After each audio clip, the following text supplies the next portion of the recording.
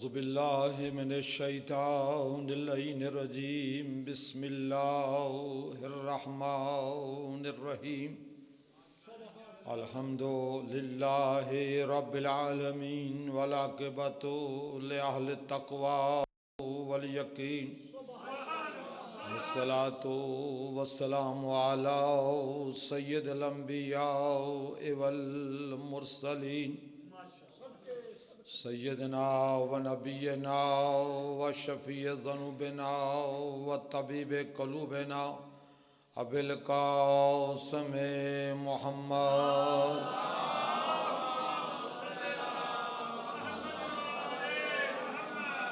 و آلہ الطیبین الطاہرین المعصومین الذین اذهب اللہ عنہم الرجس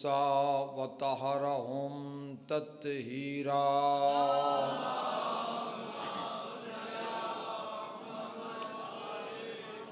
سیما الامام المنتظر الحجت الثانی العشر روحی وارواح العالمین لمقدمہ الفدا ولعنت اللہ علی اعدائہم من یومنا ھذا الی قیام یوم الدین اما بعد فقد قال اللہ سبحانہ وتعالی فی محکم کتابہ الحمید والفرقان المجید بسم اللہ الرحمن الرحیم ثم اورثنا کتاب الذین اصطفیناہ من عبادنا بلند تر صلوات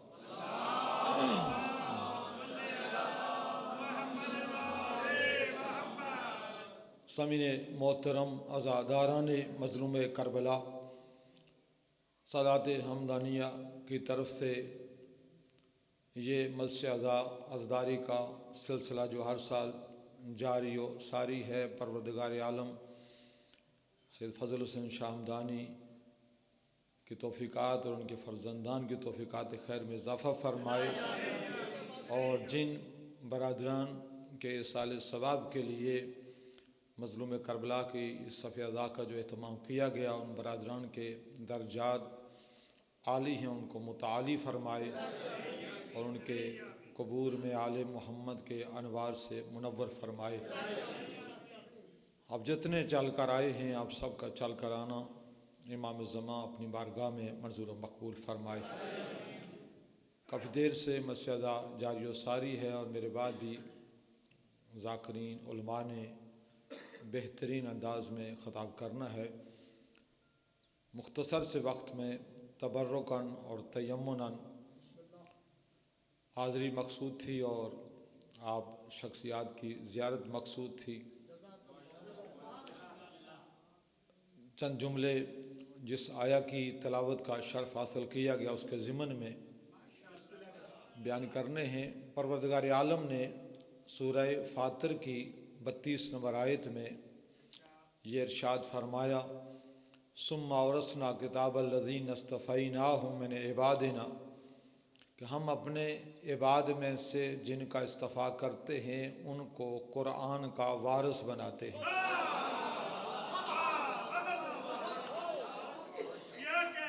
ہم اپنے عباد میں سے جن کا اصطفیٰ کرتے ہیں، ثم اورثنا کتاب الذی، ہم وارث بناتے ہیں اس کتاب کا جن کا ہم اصطفیٰ کرتے ہیں، جن کو ہم مصطفیٰ بناتے ہیں، جن کو ہم مرتضیٰ بناتے ہیں، جن کو ہم مجتبیٰ بناتے ہیں۔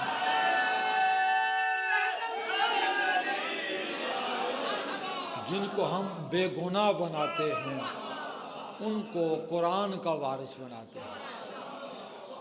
اللہ نے قرآن جیسی عظیم کتاب کو بھیجا، نبی اعظم پر بھیجا، جبریل امین کے توسط سے بھیجا، اور یہ قرآن نازل ہوا، اور اس کی تنزیل کے بارے میں دو طرح کی روایات ہیں۔ یہ قرآن دفعتاً بھی نازل ہوا اور سورہ بسورہ، آیت با آیت نبی معظم پر 23 سال تک نازل ہوتا رہا۔ نبی مسجد میں ہیں قرآن نازل ہو رہا ہے، منبر پر ہیں قرآن نازل ہو رہا ہے، اصحاب میں ہیں قرآن نازل ہو رہا ہے، ازواج میں ہیں قرآن نازل ہو رہا ہے، اہل بیت میں ہیں قرآن نازل ہو رہا ہے، حضر میں ہیں قرآن نازل ہو رہا ہے، سفر میں ہیں قرآن نازل ہو رہا ہے، جنگوں میں ہیں قرآن نازل ہو رہا ہے، غزوات میں ہیں قرآن نازل ہو رہا ہے۔ دفعتاً نازل ہوا، کہاں پر نازل ہوا؟ لوح محفوظ پر نازل ہوا، اور لوح محفوظ سے کہاں پر نازل ہوا؟ قلب رسول پر نازل ہوا۔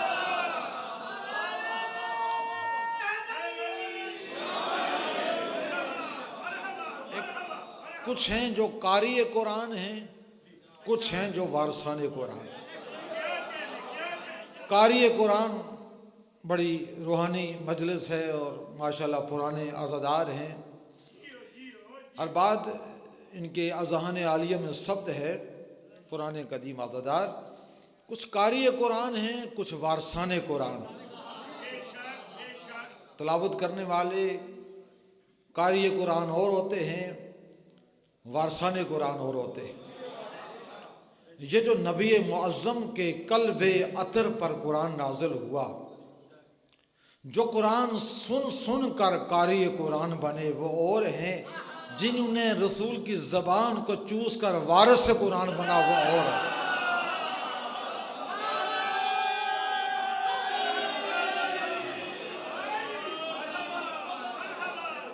قاری قرآن کی شرائط اور ہیں، وارثان قرآن کی شرائط اور ہیں۔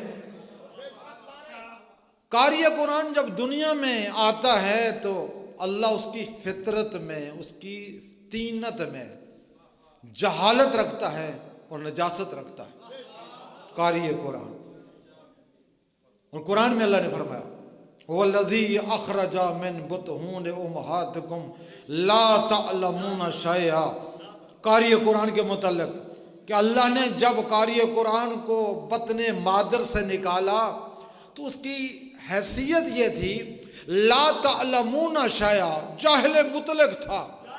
کسی بات کو جانتا ہی نہیں تھا۔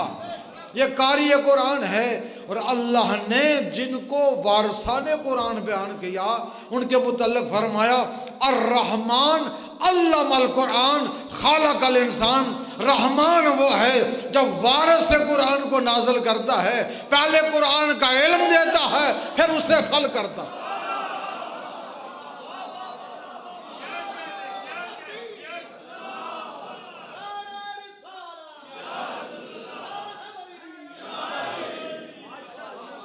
وارثان قرآن، اللہ جن کو وارث قرآن، ثم اورثنا، ہم وارث بناتے ہیں۔ یہ اورثنا، یہ لفظ بہت ساری ابحاث پر کافی ہے، دوسرے مقامات پر بھی، جس طرح اللہ کا ایک نظام الہی ہے تکوین کے لیے، جہان کے لیے، کہ جہان میں نبی وہ بنائے گا، رسول وہ بنائے گا، امام وہ بنائے گا، حجت وہ بنائے گا۔ کائنات والے مل کر کسی کو نبی نہیں بنا سکتے، کائنات والے مل کر کسی کو رسول نہیں بنا سکتے، اسی طرح کائنات والے مل کر کسی کو امام نہیں بنا سکتے، اسی طرح کائنات والے مل کر کسی کو وارث قرآن نہیں بنا سکتے۔ حضور وراثت کی بھی دو طرح ہیں، دو طریقے سے وراثت ہے، ایک مالی وراثت ہے، ایک روحانی وراثت ہے۔ مالی وراثت میں بھی آپ کے اس علاقے میں اگر کوئی بزرگ دنیا سے چلا جائے جو اس کے ورثاء ہیں، وارث ہیں، اس کی جائیداد کے وارث ہیں، یہ مالی وارث ہے۔ اور ایک روحانی وراثت، جس حسین آقا کی آپ عزاداری کرتے ہیں نا، 61 ہجری میں جب یزید لعین نے دین مصطفی کو مس کرنا چاہا، حلال محمدی کو حرام کرنا چاہا، حرام محمدی کو حلال کرنا چاہا، جتنے قرآن کے قاری تھے نا، اس نے قرآن پر حملہ کیا، کوئی قرآن نازل نہیں ہوا، کوئی وحی نہیں آئی، کوئی نبوت نہیں تھی، کوئی رسالت نہیں تھی۔ جتنے قاریان قرآن تھے نا سارے خاموش تھے۔ وہ جو وارث قرآن حسین تھا نا،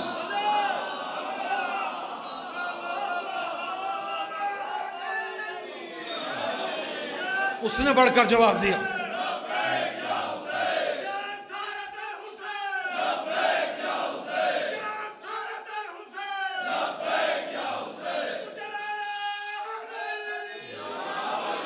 جو وارث قرآن حسین تھا نا، اس نے بڑھ کر یزید سے کہا یزید تو کون ہوتا ہے؟ قرآن پر حملے کرنے والا، وحی الہی پر حملے کرنے والا، میرے جد کی نبوت کا انکار کرنے والا، میرے جد کی رسالت کا انکار کرنے والا۔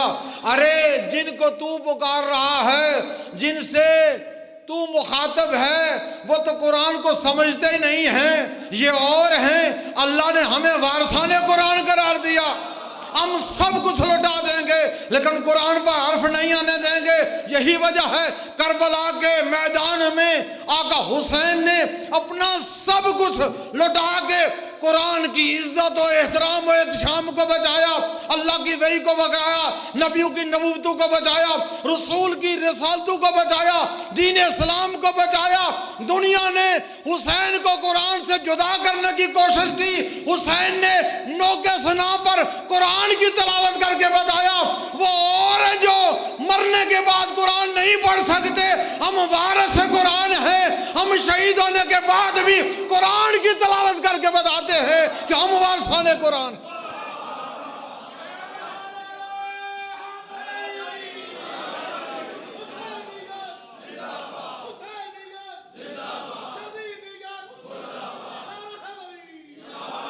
اس لیے سب کو کہنا پڑا، واقعہ کربلا کے بعد سب کو یہ قرار کرنا پڑا، ان الاسلام محمدی الوجود و حسینی البقا۔ یہ اسلام وجود کے اعتبار سے محمدی ہے اور بقا کے اعتبار سے حسینی۔ اس دین نے، اس اسلام نے قیامت تک رہنا ہے، اور قیامت تک اس دین کی بقا کا نام واقعہ کربلا کے بعد عزاداری ہے۔ یہ عزاداری ہے جو آج بھی دین کو بچائے ہوئے ہے، نبیوں کی نبوت اور رسولوں کی رسالت اور ائمہ کی امامت اور قرآن کی حقیقت ثابتہ کو بچائے ہوئے ہے۔ دنیا لاکھ کوشش کرے کہ عزاداری کو محدود کر دے، یہ دنیا ادنا لوگوں سے محدود ہونے والی نہیں ہے۔ اس لیے کہ آقا حسین علیہ السلام نے فرمایا اللہ نے قرآن میں فرمایا اذکرونی اذکرکم، تم میرا ذکر کرو میں تمہارا ذکر کروں گا۔ حسین نے اپنا سب کچھ قربان کر کے اللہ کے ذکر کو بچایا، اب قیامت تک حسین کے ذکر کو اللہ بچائے گا۔ یہ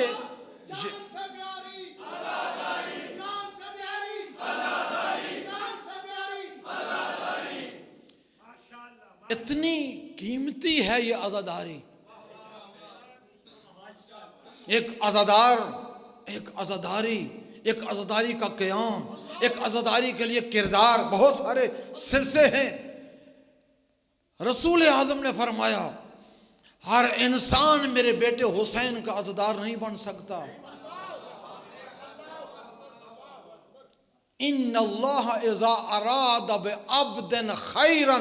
جعل فی قلبہ محبت الحسین۔ رسول فرماتے ہیں میرا اللہ جب کسی عبد کے متعلق خیر کا ارادہ کرتا ہے تو اس کے دل میں میرے بیٹے حسین کی محبت ڈال دیتا ہے۔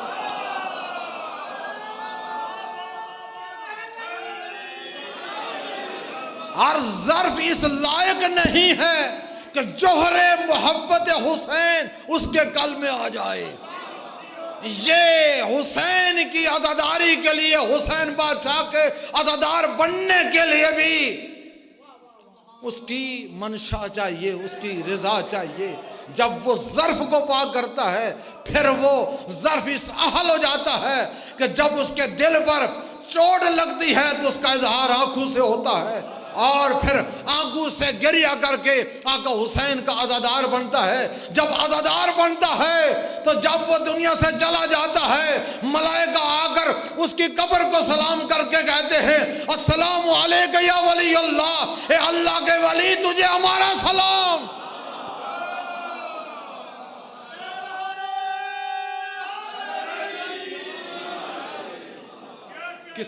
کس قدر محترم ہے عزادار حسین، اور کس قدر اہم ہے یہ عزاداری۔ چھٹے لال ولایت فرماتے ہیں اپنے صحابی کو اے میرے صحابی فضیل بن یسار، اے فضیل، یجب ان تکتب بالذہب، تم پر واجب ہے کہ اس حدیث کو سونے کے ساتھ لکھو۔ فضیل نے تعجب کیا، سونے کے ساتھ لکھوں ایسی حدیث؟ امام نے فرمایا، اے فضیل یجب ان تکتب بالذہب من ہمنا بغمنا، جو ہمارے غم کو سن کر، ہماری داستان کربلا کو، ہماری داستان شہادت کو، ہم پر ہونے والے مظالم کو سن کر اگر وہ مغموم ہو جائے، ہمہ لنا عبادہ، ہمارے غم میں مغموم ہو جانا عبادت ہے۔ ہمہ لنا عبادہ۔ من ذکر عندہ، اگر کسی کے سامنے ہمارا ذکر ہو جائے، کربلا کا ذکر ہو جائے، کربلا والوں کا ذکر ہو جائے، آقا حسین کا ذکر ہو جائے، وخرج من عینیہ، اگر اس کی آنکھوں سے اتنے آنسو نکل جائیں مثل الزبابل، جس سے مچھر کے پر تر ہو جائیں، اتنا آنسو آ جائے جس سے مچھر کا پر تر ہو جائے، امام فرماتے ہیں وجب لہ الجنہ، اس پر جنت واجب ہو جائے گی۔ اتنا عزدار بن لے، اتنی عزداری کر لے۔ اور یہی فضیل ہیں، دوسری بار بارگاہ امام صادق میں تشریف لائے، سرکار نے فرمایا فضیل پانی لاؤ، فضیل پانی لے کر آئے۔ کامل الزیارات والے نے لکھا، جیسے سرکار نے پانی کو نوش فرمایا، گریہ کیا، فضیل نے پوچھا یبن رسول اللہ، پانی پینے پر آپ نے گریہ کیا؟ سرکار نے فرمایا فضیل من شرب الماء وذکر عطش الحسین، اگر کوئی پانی پیے اور میرے جد حسین کی عطش کو، پیاس کو یاد کرے، وَلَعْنَ عَلَىٰ قَاتِلِيهِ، اور ان کے دشمنوں پر لعنت بھیجے، اللہ تبارک و تعالی اتنے سے کام پر 6000 درجہ، 6000 درجے اس کے بلند کرے گا، 6000 گناہ اس کے نامہ اعمال سے محو کرے گا، اور 6000 نیکیوں اس کے نامہ اعمال میں درج فرمائے گا۔ صرف اتنا سا کام کہ اگر کوئی پانی پی کر میرے جد حسین کی عطش کو یاد کرے اور اس کے دشمن پر لعنت بھیجے۔ یہ تولا اور یہ تبرہ جو زاویہ اہل بیت نے دیا، بے موالاتکم اتولا ومن اعدائکم اتبرہ، کہ جو اہل بیت کے ساتھ موالات رکھے، دوستی رکھے، اور جو ان کے دشمنوں کے ساتھ براعت کرے، یہ زاویہ اگر ہو تو اتنے سے کام میں صرف پانی پینے کے بعد اتنے درجات بلند ہو جائے گے۔ اور چاہ جائے کہ مجلس کا اہتمام کرے، چاہ جائے کہ مجلس پڑھنے کا شرف حاصل کرے، چاہ جائے کہ گریہ و بکاؤ، عزاداری و ماتمداری کا قیام کرے، اور چاہ جائے کہ جو دشمنان اسلام عزاداری کو محدود کرنے کی کوشش کریں تو ان کے خلاف قیام کر کے لوگوں کو بیدار کرے اور لوگوں کو متوجہ کرے کہ یہ عزاداری آپ کی شرح حیات ہے، عبادت ہے، سعادت ہے اور ضمانت نجات ہے۔ جو کردار قائد محترم آقا موسوی نے 50 سال تک اس قوم میں پیدا کیا کہ تم جو کرنا چاہو کر لو، لیکن ہمارے جد حسین کی عزاداری کو محدود نہیں کر سکتے، اور یاد رکھو جو بھی عزاداری سے ٹکرائے گا پاش پاش ہو جائے گا۔ اور آقا موسوی کے کلمات کو دنیا نے دیکھا کہ جس نے عزاداری کو محدود کرنے کے لیے دفعہ 30 ایکٹ ایک آمر نے پیش کیا اور عزاداری کو محدود کرنے کی کوشش کی، تو آقا موسوی کے زبان سے نکلے ہوئے الفاظ ایسی حقیقت ثابتہ بنے کہ دنیا نے اس آمر کو ہوا میں اڑتے ہوئے دیکھا، ان کے ٹکڑے تک نہ ملے، اس لیے کہ اس کا سب سے بڑا گناہ یہ تھا کہ اس نے عزاداری سے ٹکر لی تھی۔ آج بھی آپ وطن عزیز پاکستان میں جو کھیل کھیلا جا رہا دیکھ رہے ہیں کہ حکومت پنجاب کی طرف سے جو SOP نافذ کیے گئے، عزاداری کو محدود کرنے کی جو ایک عجیب کھیل کھیلا جا رہا ہے کہ گھروں کے اندر بھی آپ عزاداری نہیں کر سکتے، بارگاہ نہیں بنا سکتے، مساجد نہیں بنا سکتے، جلوس نہیں نکال سکتے، اور جلوسوں اور گھروں کے اندر بھی اگر کوئی نکالے گا تو گورنمنٹ کی طرف سے اجازت ہونی چاہیے۔ اور اس دور میں آقا موسوی نے اس طرح کے سارے ان سلسلوں کو رد کیا، اور پھر تحریک نفاذ فقہ جعفریہ ہم سب نے مل کر آج کے حکومت پنجاب کے ان سارے سلسلے کو کنڈم کیا، رد کیا، اور 23 نومبر کو نائب صدر تحریک نفاذ فقہ جعفریہ پیر سید فرزند علی شاہ صاحب کے حضور میں چوڑ میں ایک بڑا احتجاجی امن جب وہ کنونشن ہوا، اس میں حکومت کو 90 دن کا نوٹس دیا گیا کہ اس قوم میں تشیع کے جو تحفظات ہیں وہ دور کیا جائے، اور یہ عزاداری پر جو طرح طرح کی پابندیاں ان کو ختم کیا جائے۔ اسی ملک میں عیسائی آزاد ہیں، یہودی آزاد ہیں، ہندو آزاد ہیں، سکھ آزاد ہیں، وہ دوسرے ممالک سے بھی آتے ہیں، اپنے تہوار اپنے طریقے سے مناتے ہیں، گورنمنٹ کو پروٹوکول دیتی ہے، کوئی کسی قسم کی رکاوٹ اور کوئی کسی قسم کی پابندی نہیں ہے، جبکہ مکتب تشیع کے وہ تو لوگ ہیں جنہوں نے پاکستان بنانے میں کردار ادا کیا۔ قائد اعظم علیہ رحمہ مسلکان مکتب تشیع سے تعلق تھے، اثنا عشری شیعہ تھے، اور پاکستان بنانے میں بھی کردار ادا کیا۔ اور پھر جب ہر دور میں دشمن نے پاکستان پر حملہ کیا، پاکستان کو تقسیم کرنے کی کوشش کی، پاکستان میں فرقہ وارانہ نظام لانے کی کوشش کی، آقا موسوی نے ہر دور میں کہا یہاں کوئی سنی شیعہ تفرقہ بازی نہیں ہے، سنی شیعہ بھائی بھائی ہیں، دونوں نے مل کر پاکستان بنایا ہے۔ اور ہر دور میں ہر دشمن کے مقابلے میں سیسہ پلائی دیوار بن کر ہر دشمن ہر طاغوتی سازش کو ناکام بنا کر پاکستان کے استحکام اور ترقی کے لیے ایک اہم ترین کردار ادا کرتے آئے ہیں اور کردار ادا کرتے رہیں گے۔ لیکن پاکستان کا باسی ہونے کے اعتبار سے ہم سب کا جو حق ہے، عزاداری کا حق، جو آقا موسوی نے فرمایا عزاداری ہماری شرح حیات ہے، عبادت ہے، سعادت ہے اور ضمانت نجات ہے، نہ پہلے کوئی اس میں رکاوٹ ڈال سکا نہ آئندہ کو ڈالے سکا۔ اور 90 دن مکمل ہونے پر ہم نے بارہا ہر جگہ پر گورنمنٹ کو متوجہ کر رہے ہیں کہ ہمارے ان تحفظات کو دور کیا جائے۔ اللہ جب 90 دن پورے ہوں گے پھر اس قوم کو، اس غیور قوم کو ایک ایسا لائحہ عمل دیا جائے گا کہ پھر دنیا دیکھے گی کہ ہم اپنے مطالبات کس طرح گورنمنٹ سے منواتے ہیں۔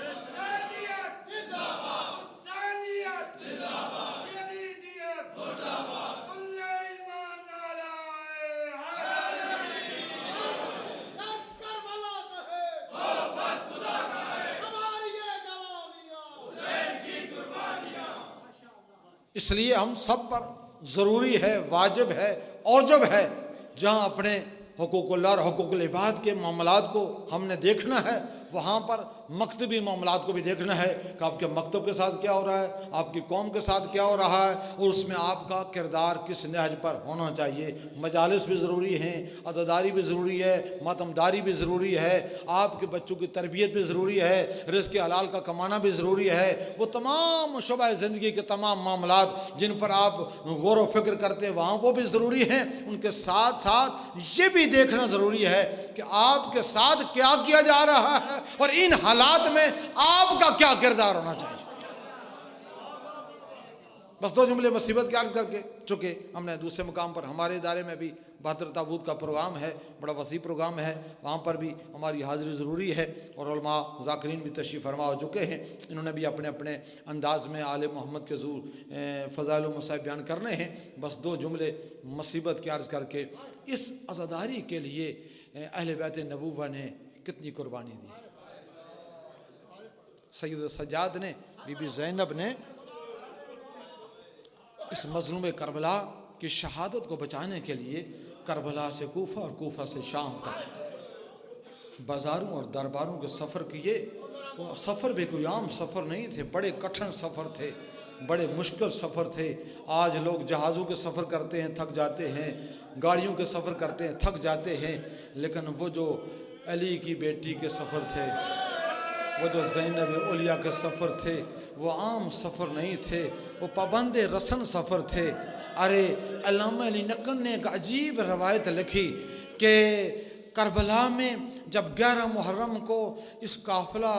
کی تیاری کی گئی کہ قافلہ چلایا جائے، محمل بٹھائے گئے۔ جب محمل بٹھائے گئے تو بی بی فضہ روایت کرتی ہیں، میں نے ایک سرخ رنگ والے اونٹ کو دیکھا کہ وہ دوسرے اونٹوں کے کانوں میں کوئی بات کرتا ہے، خود بھی روتا ہے اور وہ دوسرے اونٹ بھی روتے ہیں۔ بی بی فضہ نے بی بی زینب سے پوچھا، اے عالمہ غیر معلمہ بی بی، یہ سرخ رنگ والا اونٹ دوسرے اونٹوں کے کانوں میں بھی کوئی بات کرتا ہے، خود بھی روتا ہے اور وہ بھی روتے ہیں، آپ عالمہ غیر معلمہ بی بی ہیں، آپ بتائیں یہ کیا کہتا ہے؟ بی بی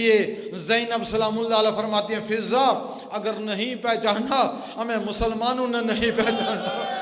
یہ حیوان ہے لیکن ہماری قدر و منزلت کو جانتا ہے۔ یہ حیوان دوسرے حیوانوں سے کہتا ہے، اے اونٹو تمہیں علم ہے کبھی تھوڑی دیر کے بعد تمہاری پشت پر کون سی بیویاں بیٹھنے والی ہے؟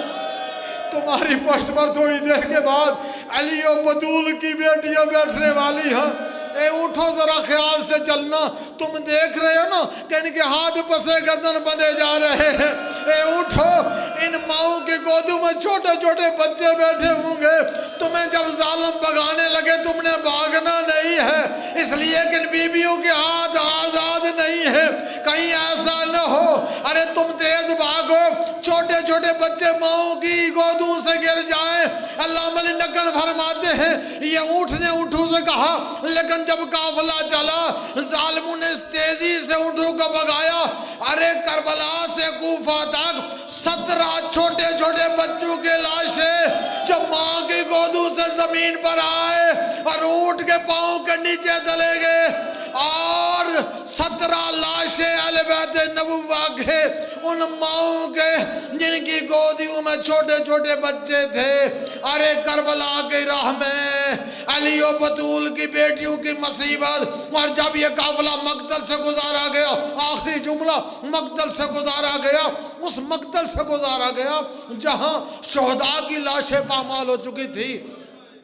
ایک مرتبہ بی بی زینب جب اپنے بھائی کے لاشے کے قریب سے گزری نا، تو ایک مرتبہ نزلت زینب من الجمل، بی بی نے اپنے آپ کو اونٹ سے گھرا دیا، کما نزل العباس من الفرس، جس طرح عباس نے اپنے آپ کو گھوڑے سے گھرایا، اس طرح بی بی زینب نے اپنے آپ کو اتارا۔ اب علماء مقاتل لکھتے ہیں فرق کیا ہے؟ عباس نے جب اپنے آپ کو گھوڑے سے اتارا تھا، ارے عباس کے بازو نہیں تھے لیکن بی بی کے بازو تو تھے، لیکن فرق یہ ہے عباس کے بازو نہیں تھے، بی بی کے بازو آزاد نہیں تھے۔ ایک مرتبہ جب زمین پر آئی، مقتل میں آقا حسین کی لاش پر آئی، ایک جملہ کہا، انت اخی الحسین، اے میرے ماں جائے بھائی مجھے اتنا بتا تو ہی میرا بھائی ہے۔ مقطع الاعضاء مرمل بالدماء، اس حسین کے لاش کے ٹکڑے کر دیے گئے تھے، خاک اور خون میں غلطہ پڑا تھا۔ ایک مرتبہ جب بی بی نے یہ کہا، کٹی ہوئی لاش سے آواز آئی، ہاں بہنہ زینب میں ہی تیرا بھائی ہوں، لیکن میں بھی پوچھ سکتا ہوں انت اختی زینب، کیا تو ہی میری بہن زینب ہے؟ زینب جب میں خیمہ سے چلا، ارے تیرے سر پر رضا تھی، این رضا ہو کے زینب تیری چادر کا اسی عالم اللہ دی من کا لبن